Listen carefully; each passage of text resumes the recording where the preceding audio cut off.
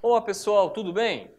Vamos dar continuidade agora ao pensamento filosófico na história da filosofia, porém da seguinte forma. Agora nós vamos falar de tópicos de filosofia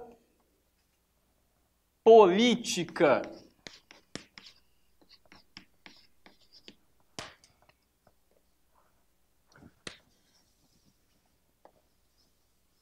Tópicos de filosofia política. Para quem não me conhece, para quem não se lembra, eu sou o professor Fabiano, tudo bem? Olha só, para trabalharmos com os tópicos de filosofia política, é interessante que alguns pensadores sejam pontuados e que algumas vertentes da filosofia também sejam pontuadas. É muito importante que vocês compreendam de um ponto de vista histórico que a filosofia política, assim como a filosofia de um ponto de vista tradicional, conforme já foi visto anteriormente, teve o seu surgimento no contexto da Grécia Antiga. Tudo bem, galera? Sendo assim, é fundamental, tratando-se de filosofia política, que nós comecemos com os pensadores do âmbito da Grécia Antiga. Beleza? Então, olha só, é fundamental, primeiramente, que nós compreendamos o conceito de polis. A polis corresponde à cidade-estado. Beleza? Por exemplo,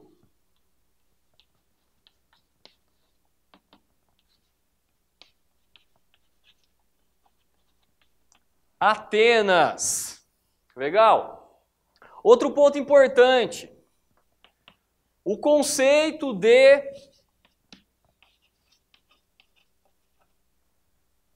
ágora. A ágora é a praça pública. É o espaço público em que ocorria o debate entre os membros da cidadania. Lembrando, e certamente vocês já viram isso em história, que na Grécia Antiga nem todo indivíduo era cidadão. Estima-se que cerca de 10% da cidade-estado de que era Atenas correspondia a membros da cidadania, ou seja, correspondia a uma porcentagem de fato, aqueles que pertenciam ao conceito de cidadania, ou seja, o sujeito que de fato era um cidadão. Ou seja, 90% de Atenas, galera, falando aí, no caso do século 5 antes de Cristo, que é o que vai nos interessar sobretudo agora, cerca de 90% dos membros de Atenas não eram pertencentes ao que se entendia por uma cidadania. Pois bem, dito isso, no século V a.C., é fundamental que, de um ponto de vista político, alguns pensadores sejam pontuados. Entre eles,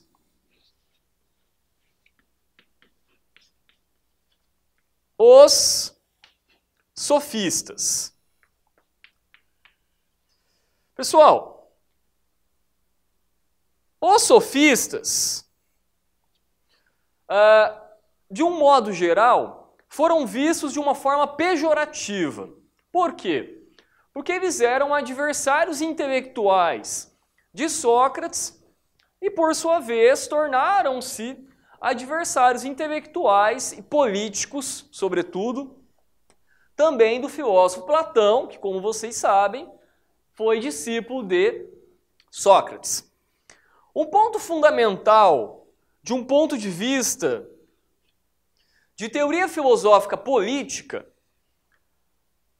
consiste em que os sofistas desenvolviam a arte da retórica. O que seria a retórica? Seria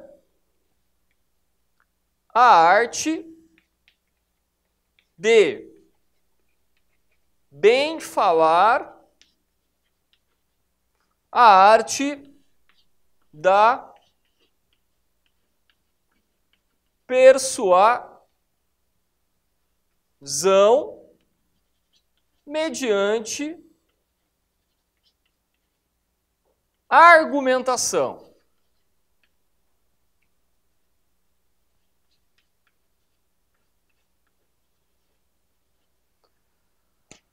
Só que essa arte da retórica, que sofistas como Protágoras e Górgias, aqueles que são os principais, essa arte da retórica não era ensinada a todas as pessoas. A arte da retórica era ensinada àqueles que pertenciam à cidadania grega, que no caso seriam estudantes, não é? Que eram de boas famílias, famílias que pertenciam a uma elite socioeconômica e, por conseguinte, política em Atenas. Então, desta forma, a arte da retórica não era uma arte ensinada a todos, não era, e quando eu digo arte, estou aqui fazendo uma referência, não à arte tal qual hoje se fala, né? A arte de um modo geral, artístico, não é nesse sentido. Estou aqui utilizando o conceito de arte em um sentido de técnica, tudo bem? Então a técnica, a arte da retórica, não era inclusiva, não é? Ela não incluiria pessoas, ao contrário, contribuiria, digamos assim, segundo um viés socrático, contribuiria com um processo de exclusão e de marginalização, tendo em vista que uma parte seria elitizada, não é? Que se relacionava então com uma elite econômica, política, social, cultural, ascensão de comerciantes ricos. Então, esta parte seria elitizada, ao passo que aqueles e aquelas que não pertenciam a este bojo, justamente seriam então marginalizadas, ficariam, portanto, à margem, seriam excluídas. Não é? Então, estas outras pessoas seriam excluídas. Tá? Então, é fundamental que vocês entendam isso. Agora, veja, esta visão socrática, não é? De que os sofistas, como falei lá também no início de nossas aulas, de que eles eram mercenários do conhecimento, tal qual diz o livro didático Filosofando, de que os sofistas eram ardilosos, de que os sofistas preocupavam-se muito mais com a estrutura do argumento do que realmente com a validade, né, passo a passo do argumento. Toda esta visão, galera, é uma visão socrática, digamos socrática platônica, tudo bem? E essa visão socrática platônica, que é uma visão que denigre, de certa forma, talvez não seja nem a melhor forma de colocar esse denigre, é uma visão pejorativa, de fato, dos sofistas, é uma visão que perdurou até meados do século XIX. O filósofo que, assim, digamos, trabalhou com os sofistas segundo um viés otimizado viés assim de que o relativismo moral apresentado outrora pelos sofistas era um relativismo que valia sim a pena de ser estudado e considerado e desenvolvido, foi o Friedrich Nietzsche. Mas, diga-se de passagem, com a exceção do Nietzsche, dificilmente se encontra pensadores que farão elogios de um ponto de vista histórico aí da filosofia aos filósofos sofistas. Agora veja, são filósofos? São. Atuaram principalmente em que cenário? Atuaram principalmente em um cenário que precisa ser considerado segundo um viés da ética, por assim dizer, não é? Já que se coloca um relativismo de um ponto de vista ético, porém, por outro lado, tendo em vista que o intuito aqui é o aspecto da filosofia política, atuaram sobretudo em um cenário filosófico-político. Tudo bem? Tanto é verdade que, na medida em que se traz essa discussão para o contexto da atualidade e que, por exemplo, filosofando, material didático, pergunta ao estudante lá nas atividades, quem seriam os sofistas hoje? A primeira palavra que vem à nossa mente é político. Tudo bem? Claro, a gente também poderia colocar professores, advogados, palestrantes, pessoas que lidam com o público, não é? Que inevitavelmente precisam falar bem e muito mais, precisam convencer o público de que aquilo que ela fala é verdade, não é?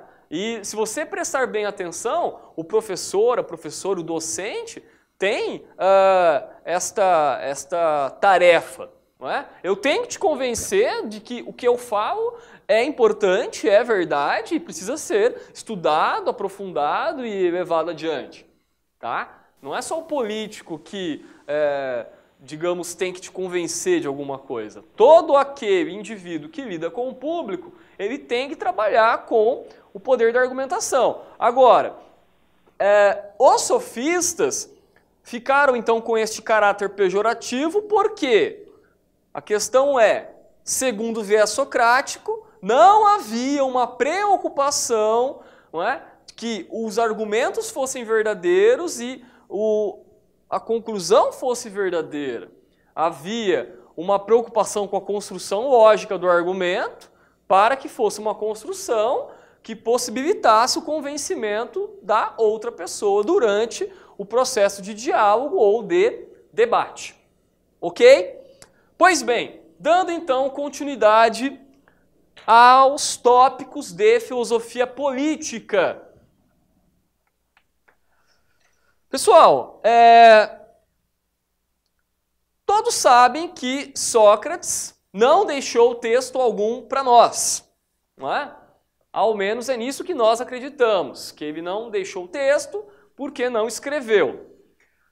O Sócrates, de um ponto de vista político, teve uma série de interferências na Grécia Antiga, em Atenas. Por quê? Porque justamente ele fazia, durante o seu, segundo o viés platônico, durante a sua aplicação de método filosófico, composto das principais etapas, ironia e maiêutica, a ideia é fazer com que a outra pessoa alcançasse primeiramente, o reconhecimento da ignorância para que em seguida houvesse o parto de ideias. Pois bem, isso Sócrates fazia com seus discípulos. Só que tem uma anedota que coloca para nós que Sócrates contribuiu, não é, de certa forma, então, que um escravo conseguisse demonstrar o teorema de Pitágoras. Aí você pensa, mas professor Fabiano, qual é a relevância disso de um ponto de vista político? Ora, quem era o escravo? O escravo era um indivíduo que não era cidadão, que realizava um trabalho braçal. Tá? Então você não pode esquecer disso. Nem o Aristóteles, não é? Mais adiante, ali na história do pensamento antigo, vai considerar escravo cidadão. Nem o Aristóteles. tá? Então não espera muito também do Aristóteles. Vai considerar cidadão. Então veja, na medida em que Sócrates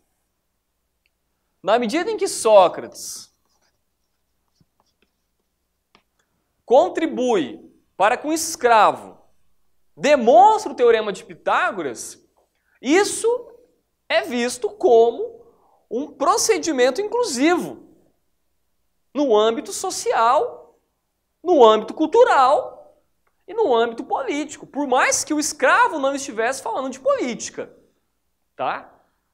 Porque para fazer política a gente não tem que necessariamente estar falando de formas de governo, de Estado, não necessariamente, tá? Você não pode esquecer que a política ela advém de uma necessidade de diálogos entre os indivíduos na formação de quê? De comunidades. E posteriormente de cidades, não é? Estados, cidades no caso independentes e autônomas e assim por diante, mas que a política, ela nasce, por assim dizer, do chão, entende? A política, ela é vista hoje, digamos assim, como, digamos que um altar inacessível para a população, em que há alguns deuses, bem assim, concepção grega de deuses, assim, sabe? Que são imperfeitos, que se vingam, que odeiam. Então, assim, a ideia de que o âmbito político, não é, seria este altar repleto de deuses, não é, que são os políticos, por assim dizer, deputados, senadores e por aí vai. Não é? Na verdade, a política ela se faz, não é? E ela deveria ser feita, diga-se de passagem, em todos os ambientes. Não é? Então, digamos que a ágora, a praça pública hoje, ela não é um espaço ou aquela localidade ou tão somente a Câmara de Vereadores ou o Senado, ou não, na verdade, a ágora corresponderia hoje, de um ponto de vista filosófico-político, a todos os ambientes, não é? E nestes ambientes, as pessoas, os indivíduos, nós teríamos que dialogar, debater e que o conflito de ideias pudesse acontecer. Aliás, uma expressão da democracia seria justamente o conflito de ideias. E, galera, eu penso que o Sócrates é o filósofo que dá essa lição, tá? Eu não estou aqui falando nenhuma novidade, o Sócrates dá essa lição para nós. Essa tarefa de casa já foi feita por Sócrates. O que nós agora teríamos que fazer é, digamos assim, tentar pelo menos copiar um pouco, não é? E tentar compreender que para ter algum tipo de progresso de um ponto de vista político, social, cultural, o debate ele tem que acontecer. E o debate tem como inerente a ele o conflito de ideias. Tá? Então eu vou me incomodar, você vai se incomodar, nós vamos nos incomodar. E faz parte isso. Tá? Faz parte isso. Ok? Pois bem,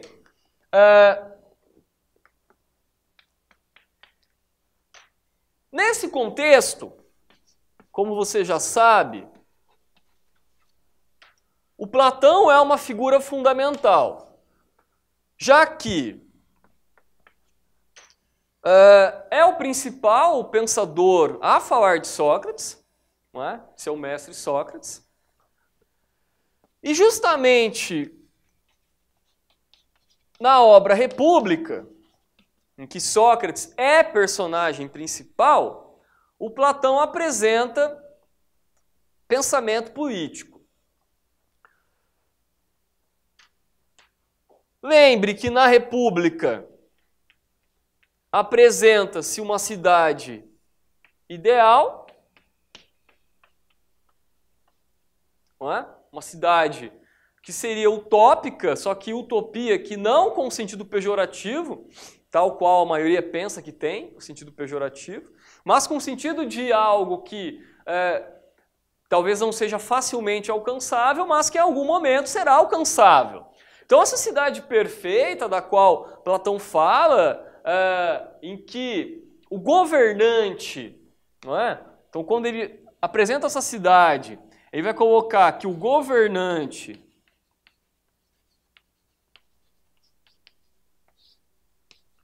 vai ser o filósofo.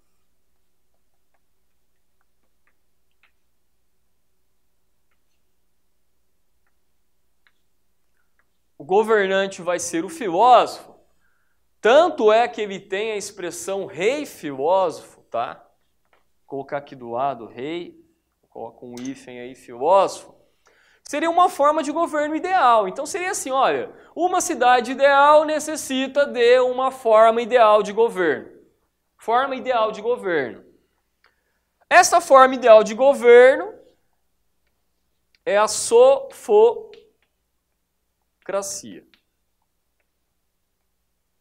Então quem vai governar será o sábio. Então, governo, não é? Cabe ao sábio governar. Porque o filósofo é o sábio que irá governar. Entenda que, segundo o projeto educacional platônico, você, na verdade, só poderia estudar filosofia, aliás, sendo homem, após com 50 anos de idade. Não é? Com 50 anos de idade em diante, caso você tenha feito todo o trajeto, não é? Segundo o seu projeto educacional. Tá? Então você teria a primeira classe na hierarquia dessa cidade ideal, que seriam os filósofos, a segunda que seriam os guerreiros e a terceira que seriam os produtores econômicos. O que nos interessa agora é a primeira classe, que é a classe do filósofo. Tá?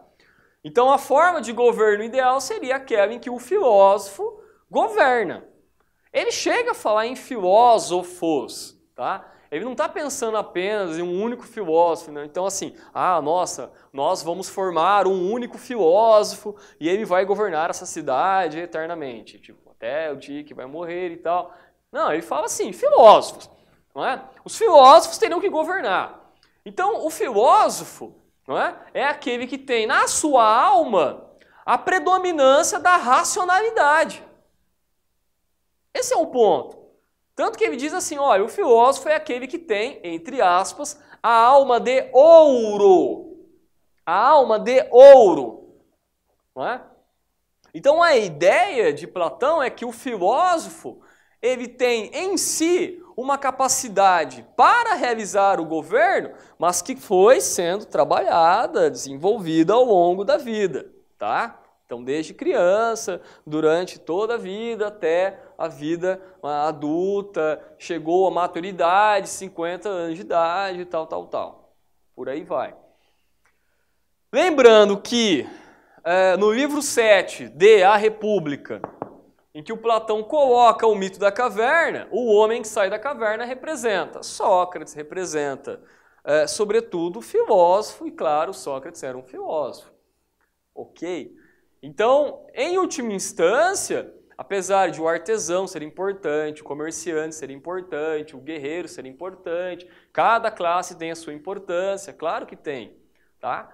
Agora, de um ponto de vista hierárquico, não é? Hierarquia, você pode até não querer falar em graus de importância, mas o aspecto hierárquico diz, olha, quem é a primeira classe é a do filósofo e cabe a ele governar a cidade ideal. Beleza?